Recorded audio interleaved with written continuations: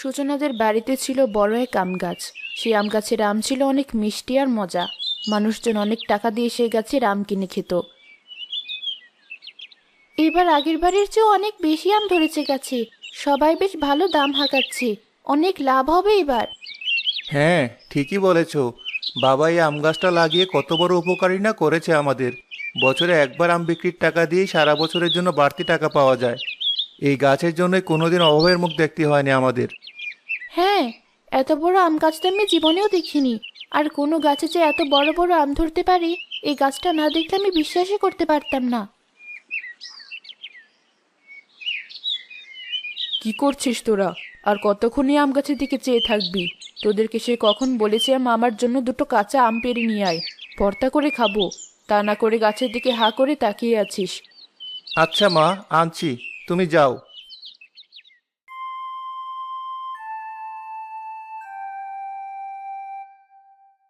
আপা, খুব খিদে পেয়েছে আমার, কিছু খেতে দাও না। আমার কাছে যা খাবার ছিল সব শেষ হয়ে গিয়েছে, এমনকি পানিটুকু পর্যন্ত নেই। তোকে এখন কি খেতে দেবো আমি? তুই চল আমার সাথে, বেশি পথ আর বাকি নেই। আর একটু এগোলেই আমরা পৌঁছে যাব পরের গ্রামে। তখন তুই নানির বাড়িতে যা মন চায় পেট ভরে খাস। না, আমি আর এক কদম হাঁটতে পারবো না। হয় তুমি আমাকে এখন কিছু একটা খেতে দাও, নয়তো আমায় কোলে করে নানির বাড়ি নিয়ে যাও। তা না হলে আমি এখানেই বসলাম। এ কেমন কথা বলছিস শুভ? আমিও তো তোর সমান রাস্তা হেঁটেছি, আমারও তো অনেক খিদে পেয়েছি, তবুও তুই এমন কথা বলছিস? কি করব, আমার সত্যি অনেক খিদে পেয়েছে। আপু দেখো, আমাদের মাথার উপর গাছটাতে কত বড় বড় আম। এখান থেকে একটা আম পেড়ে দাও আমায়। এত বড় আম একটা খেতে পারলে আমাদের দুজনেরই খিদে মিটে যাবে। কার না কার গাছ, আমরা আন্দাজে না বলে খাবো আম? আরে আপু, কিছুই হবে না। এতগুলো আম, ওরা টেরই পাবে না যে এখান থেকে একটা আম পেড়ে খেয়েছি আমরা। আর আশেপাশে তো কাউকে দেখা যাচ্ছে না। কাকে বলতে যাবে তুমি এ গাছের আম পেড়ে খাওয়া যাবে কিনা? তাই তো, একটা আমই তো, কি আর হবে খেলে? বল তুই কোন আমটা পারবো তোর জন্য? ওই তো আপু, ওই আমটা বড় আর একটু পাকা পাকাও মনে হচ্ছে। ওই আমটাই পারো। আচ্ছা, তুই দাঁড়া, এখনই পারছি।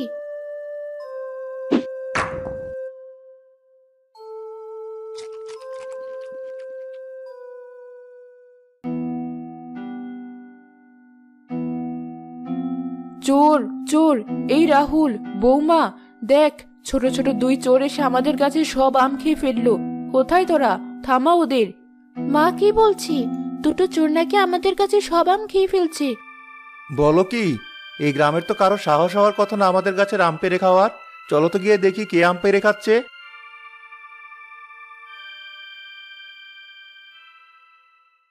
আম তো খুব মজার ছিল, তাই না আপু?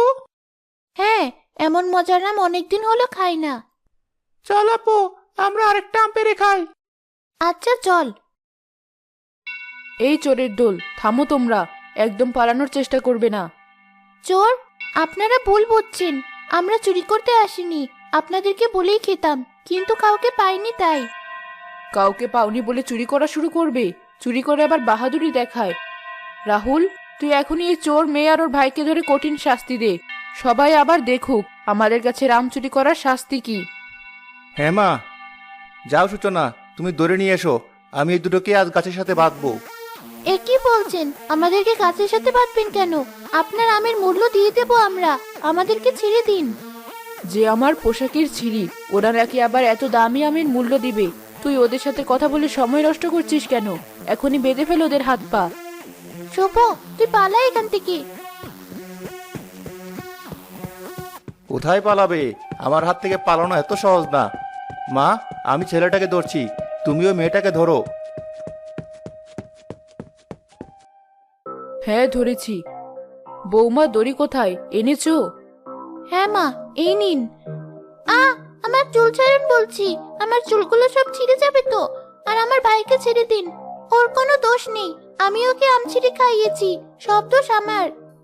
এই যে গ্রামবাসীরা, দেখুন আমাদের গাছের আম চুরি করে খাওয়ার শাস্তি। আরো সাবধান হয়ে যান। যদি কখনো আপনারা আমাদের গাছের আম চুরি করার চিন্তা করেন, তাহলে আপনাদের কি পরিণতি হতে পারে দেখুন। এই বাচ্চা ছেলে মেয়ে দুটোকে ছাড়বে না। বলে গেছে আগের কথা। আমাদের গ্রামের অপু শাহিন মিলে এর আগের বার এই গাছের আম পেড়ে খেয়েছিল বলে কি নির্মমভাবেই না পিটিয়েছিল ওদের। ওদের বাবা মা এত করে ওদের হাতে পায়ে ধরার পরেও আর অন্য গ্রামের ছেলে মেয়েদের এত সহজে ছেড়ে দেবে এরা? এবার আপনারাই বলুন, চুরি করার অপরাধে এই ছেলে মেয়ে দুটোর কি শাস্তি দেওয়া যায়? এদেরকে এখনই উচিত শিক্ষা না দিলে এরা ভবিষ্যতে আরো বড় চোর হবে। ওদেরকে দেখে আমাদের ছেলে মেয়েরাও এমন চুরি ডাকাতি শিখবে। আরে ওরা কি বলবে? তুই ওদেরকে জিজ্ঞাসা করছিস কেন? আমাদের গাছের আম চুরি করেছে এই দুটো চোর, তাই ওদের শাস্তিও আমরাই দেব। কটা আম যেন চুরি করেছে ওরা? মাত্র একটা আম্মা। তুমি এত বড় আমটাকে মাত্র একটা আম বলছো কেন? এই একটা আমই তো 3টা আমের সমান। এই একটা আম চুরি করার অপরাধে ওদেরকে 100টা লাঠির বাড়ি দেওয়া হোক। এ কি বলছেন মা? বাচ্চা মানুষ ওরা, লাঠি দিয়ে এত আঘাত করলে ওরা অনেক কষ্ট পাবে, নয়তো মরেই যাবে। সেটা ওদের চুরি করার আগে ভাবার দরকার ছিল। এখন তো শাস্তি পেতেই হবে। বৌমা, রাহুল, এ নাও তোমাদের লাঠি, আর ওদেরকে পেটানো শুরু করো। হ্যাঁ মা, করছি। আমি এই ছেলেটাকে পেটাই, আর তুমি ওই মেয়েটাকে পেটাও সূচনা। আচ্ছা ঠিক আছে। আমাকে মেরে ফেলবো আপু। আমি আর কখনো আম চুরি করবো না। আমাকে আর মারবেন না, আমার ভুল হয়ে গেছে, আমাকে ক্ষমা করে দিন। আমার ভাইকে আর মারবেন না, ও ছোট মানুষ, ওর কোনো দোষ নেই। ওর বদলে আমাকে মারুন আপনি। তোমার নিজের ভাগের মারই তো বাকি আছে এখনো, আবার নিজের ভাইয়ের ভাগেরটা খেতে চাইছো? এই বৌমা, তুমি মেয়েটাকে না মেরে দাঁড়িয়ে আছো কেন?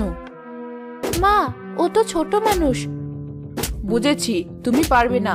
আমাকে দাও লাঠিটা, আমি ওই মেয়েটাকে উচিত শিক্ষা দিচ্ছি।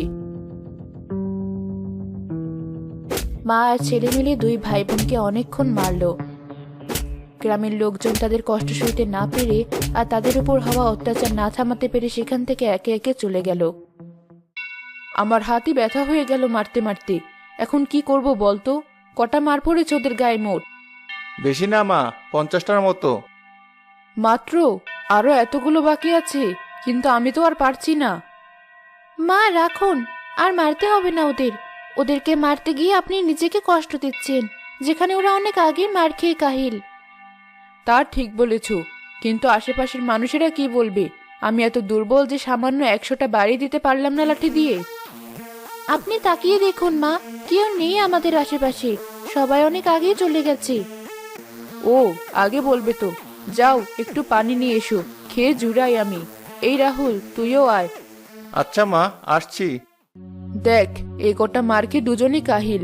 নিজের শরীর দুর্বল লাগলেও অনেকদিন পর কাউকে মন মতো পেটাতে পারলাম, এখন খুব ভালো লাগছে। হ্যাঁ মা, আমারও। এমন সুযোগ এখন খুব কমই আসে। এই গ্রামের সবাই এখন আমাদের দেখে ভয় পায়। বাবার কৃতিত্ব আমরা ধরে রেখেছি। এই নিন মা, আপনাদের জন্য পানি। শুভ, কোথায় তুই? এই তো আপু, আমি এখানে। আমার খুব পানির পিপাসা পেয়েছে, একটু পানি দাও না আমাকে। আপনাদের কাছে তো পানি আছে, আমার ভাইটিকে একটু পানি দিন, ওর খুব পানি পিপাসা পেয়েছে। আচ্ছা দিচ্ছি। দাঁড়াও বৌমা, শখ কত, পানি খাবে? আম খেয়ে পেট ভরেনি, আবার পানি খেতে চাই। ওদেরকে 1 ফোঁটাও পানি দেবে না তুমি বৌমা, চোরদের আবার পানি খাওয়ার শখ। কিন্তু মা, ওই ছোট ছেলেটা তো অনেক অসুস্থ হয়ে পড়েছে, যদি কিছু হয়ে যায়? হলে হলো, তোমার কি? দেখে তো মনে হয় দুটোই এতিম, কারো কিছু যায় আসবে না। অন্যদিকে তিথি আর শুভর নানি ঘরের দরজায় দাঁড়িয়ে তার নাতি নাতনির অপেক্ষা করছিল। সন্দেহ এলো প্রায়, অথচ এখনো ওই 2 ভাই বোনের আসার কোনো খবর নেই। পথে কোনো বিপদ হলো না তো ওদের? আরে বরে, তুমি বাইরে দাঁড়িয়ে আছো যে এই সময়? যাও ঘরে যাও, দিনকাল ভালো না। আমাদের গ্রামে আজ রাহুলদের বাড়িতে অচেনা ছোট ছোট দুটো ছেলে মেয়েকে ওরা পিটিয়েছে আজ। বলো কি, কোন ছেলে মেয়েদেরকে? হবে অন্য কোনো গ্রামের হয়তো। বেছে বেছে ওদের গাছের আমি পেরে খেতে হলো ওদের, আর কোনো গাছ পেলো না। ওদের কপালই খারাপ আসলে। ছেলে মেয়ে দুটোর বয়স কেমন বলতে পারবে? ছেলেটা দেখতে রোগা, শুকনা, 7-8 বছরের হবে হয়তো। আর মেয়েটা 12-13 বছরের হবে মনে হয়। ওর স্বাস্থ্য মোটামুটি ভালোই আছে। আরে, আমার নাতি নাতনি দুটো তো ঠিক এমনই। তুমি আমাকে ওদের কাছে নিয়ে চলো, আমি দেখে নিশ্চিত হই ওরাই আমার নাতি নাতনি কিনা। একই বলছেন নানি, চলুন শিগগিরই। কে জানে ওদেরকে মারতে মারতে মেরেই ফেললো কিনা। চলুন চলুন।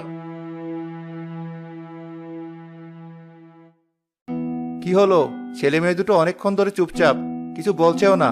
মরে টরে গেল নাকি? এ কটা মার খেয়ে মরবে না ওরা, গন্ডারের চামড়া। আচ্ছা, আমি দেখছি কি হলো।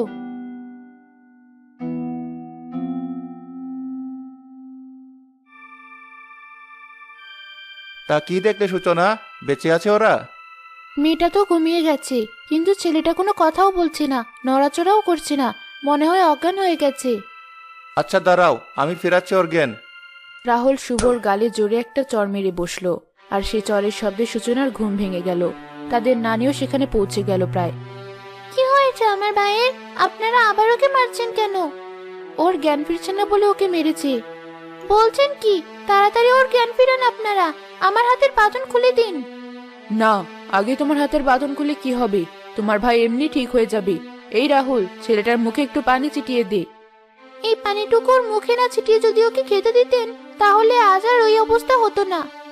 এই মেয়ে বেশি কথা বলে, এমন ভাব করছে যেন ওর ভাই মরে গেছে। ওর মুখটা বেঁধে ফেলতো রাহুল। খবরদার, অনেক হয়েছে। আমার নাতনির গায়ে আর কেউ হাত দেবে না তোমরা। ওরে বাবা, এই বুড়িটা আবার কি? আমাদেরকে হুমকি দেয়? কিছু মনে করবেন না আপনারা তার কথায়। একা একা থাকতে থাকতে পাগলাটির স্বভাবের হয়ে গেছে তো, তাই মাঝে মধ্যে একটু উল্টাপাল্টা বকে। নানি, তুমি এসেছো? দেখো নানি, সামান্য একটা আম চুরি করার অপরাধে ওরা আমাকে শুভকে কিভাবে মেরেছে। শুভ তো জ্ঞানই হারিয়ে ফেলেছে। ও পানি খেতে চেয়েছিল, কিন্তু ওকে সামান্য পানিটুকুও খেতে দেয়নি ওরা। এই সামান্য কারণে ছোট ছোট ছেলে মেয়ে দুটোকে এত বড় শাস্তি। তোর গাছের একটা আমও যেন কখনো আর কেউ খেতে না পারে। আম সহ পুরো গাছটাই যেন পোকামাকড় খেয়ে ফেলে, এটাই আমার ইচ্ছা। এই বুড়ির তো বেশি সাহস দেখছি। আমার বাড়িতে এসে আমার গাছ নিয়ে উল্টোপাল্টা কথা বলে। দাঁড়াও, দেখাচ্ছি এখনই। আরে দাঁড়ান দাঁড়ান, আপনারা এতদিনের পুরনো এত যত্ন করে বড় করে তোলা আম গাছের কিছুই হবে না। ওই এক পাগল বুড়ির কথায় আপনি ওদেরকে ছেড়ে দেন। ছেলেটার এখনো জ্ঞান ফিরছে না, পরে উল্টাপাল্টা কিছু হয়ে গেলে আপনারাই ঝামেলায় পড়বেন। তা ঠিক বলেছো, আমি ওদেরকে ছেড়ে দিচ্ছি। তুমি দেখো ছেলেটাকে তাড়াতাড়ি হাসপাতালে নিয়ে গিয়ে ভালো করতে পারো কিনা। জি আচ্ছা। এই রাহুল, ছেলে মেয়ে দুটোকে ছেড়ে দে। আচ্ছা মা, দিচ্ছি। ছোট ছোট মাহারা ছেলে মেয়ে দুটোকে ওর বাবা বাড়ি থেকে বের করে দেওয়ার পর আমার কাছে আশ্রয় নিতে এসেছিল, তবু ওদেরকে এভাবে কষ্ট পেতে হলো। সৃষ্টিকর্তা ওদেরকে যেভাবে জখম করেছে তাদের বিচার করো তুমি। নানি তার নাতি নাতনিকে নিয়ে সেখান থেকে চলে গেল, আর রাহুলও তার মা আর বউকে নিয়ে বাড়ি ফিরে গেল। আমাদের গাছের আমগুলো পাকা শুরু করেছে। বৌমা, আমাকে একটা আম দাও তো। শিগগিরই এগুলো বিক্রি করার জন্য হাটে তুলতে হবে, তখন আর খেতে পারবো না। জি মা।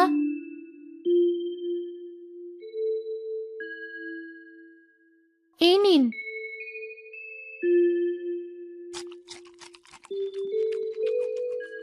আহ, কি মজা!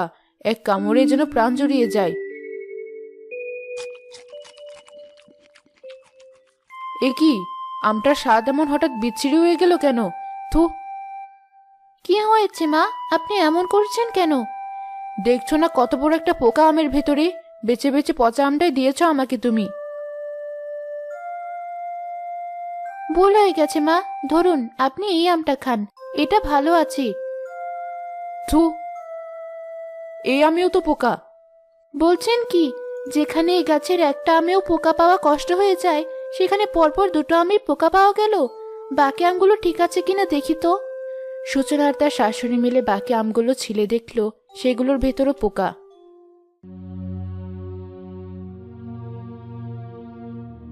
বলো কি, আজ সকালে যতগুলো আম পেরেছিলাম সবগুলোতেই পোকা। গাছে ওষুধ দিতে হবে মনে হয়। আমি গিয়ে দেখি গাছের আমগুলোর কি অবস্থা।